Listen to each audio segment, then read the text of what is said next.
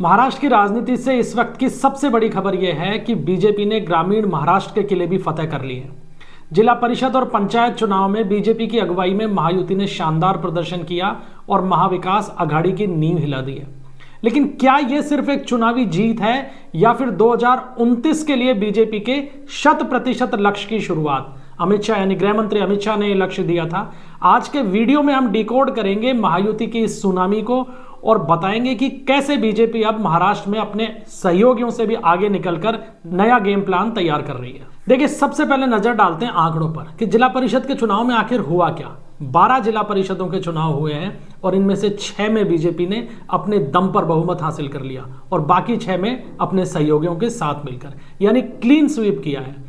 कुल 731 सीटें थी इन 12 जिला परिषदों की, जिनमें से 552 सीटों पर महायुति यानी भाजपा गठबंधन ने कब्जा जमाया है। बीजेपी ने 225 सीटें जीती हैं, सबसे ज्यादा। दूसरे नंबर पर अजीत पवार की एनसीपी रही है 165 सीटों के साथ, और तीसरे नंबर पर एकनाथ शिंदे की शिवसेना जिसने 162 सीटें जीती हैं। वहीं महाविकास अघाड़ी यानी एमवीए की क्या स्थिति हुई है? सभी दलों को मिलकर केवल 124 सीटें मिली हैं, जिसमें कांग्रेस को 55, उद्धव गुट को 43 और शरद पवार गुट को केवल 26। पंचायत समितियों पर नजर डालें तो वहां स्थिति और भी खराब है। एमवीए की 125 पंचायत समितियों की लगभग 1000 से ज्यादा सीटें महायुति ने जीती हैं, 3/4 से ज्यादा सीटें जीती हैं। और बीजेपी ने 125 में से 51 समितियों पर तो अकेले कब्जा जमा लिया है और बाकी बहुत सारी के ऊपर सहयोगियों के साथ मिलकर, यानी कुल मिलाकर बीजेपी ने और महायुति ने ये जो जीत दर्ज की है, ये केवल जीत नहीं है बल्कि एक तरीके से विपक्ष का सुपड़ा साफ कर दिया है ग्रामीण महाराष्ट्र के इलाकों से। अभी तक महाराष्ट्र की राजनीति में एक कहावत थी कि ग्रामीण इलाका मतलब कांग्रेस और एनसीपी का गढ़, लेकिन 2026 के जो ये जिला परिषदों के नतीजे आए हैं उन्होंने मिथक तोड़ दिया है। सिंधुदुर्ग हो, शोलापुर हो, धाराशिव हो, छत्रपति संभाजीनगर हो, इन सभी जिलों में बीजेपी सबसे बड़ी ताकत बनकर उभर के आई है।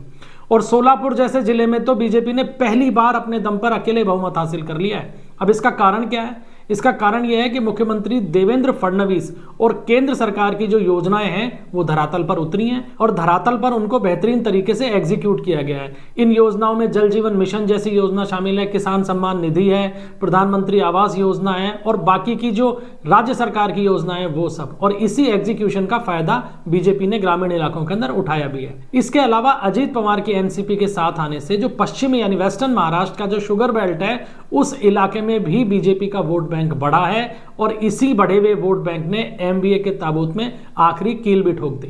पहले नगर निगम और फिर ग्रामीण इलाके, दोनों में जीत दर्ज करने के बाद अब बीजेपी किस रणनीति पे जुटी है उस पर बात करते हैं। आपको याद होगा कुछ समय पहले गृह मंत्री अमित शाह महाराष्ट्र के दौरे पे आए थे और उन्होंने नारा दिया था 100% बीजेपी, यानी अपने दम पर बीजेपी बहुमत पे पहुंचे। इस रणनीति पे काम करना है और इसी रणनीति से विपक्ष डरा हुआ भी है।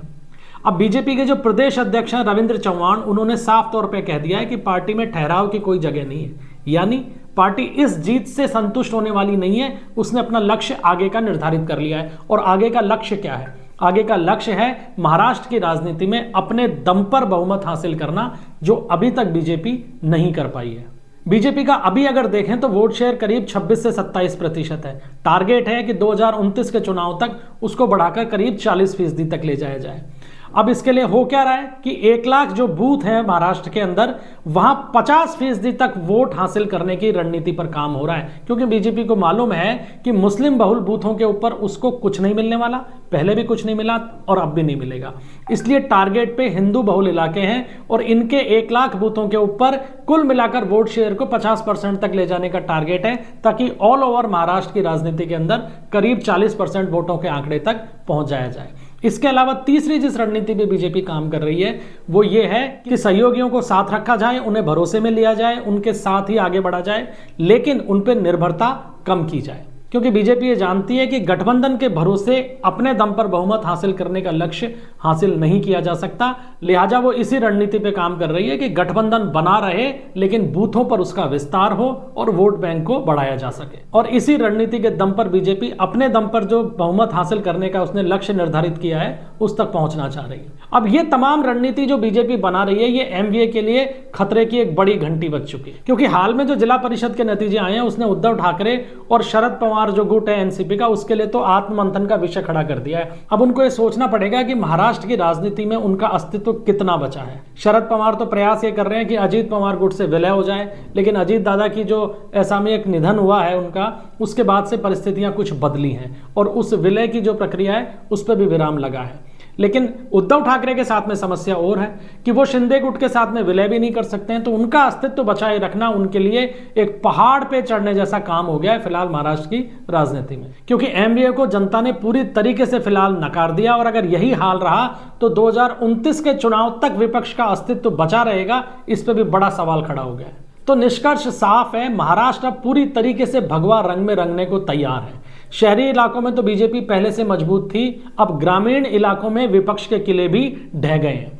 तो आपको क्या लगता है 2029 में बीजेपी अपने दम पर 145 सीटों का जो आंकड़ा है बहुमत का महाराष्ट्र विधानसभा में, क्या उसको पार कर पाएगी? अपनी राय कमेंट बॉक्स में जरूर दीजिएगा। वीडियो अगर पसंद आया हो तो इसे लाइक कीजिएगा, शेयर कीजिएगा और चैनल को सब्सक्राइब जरूर कीजिएगा।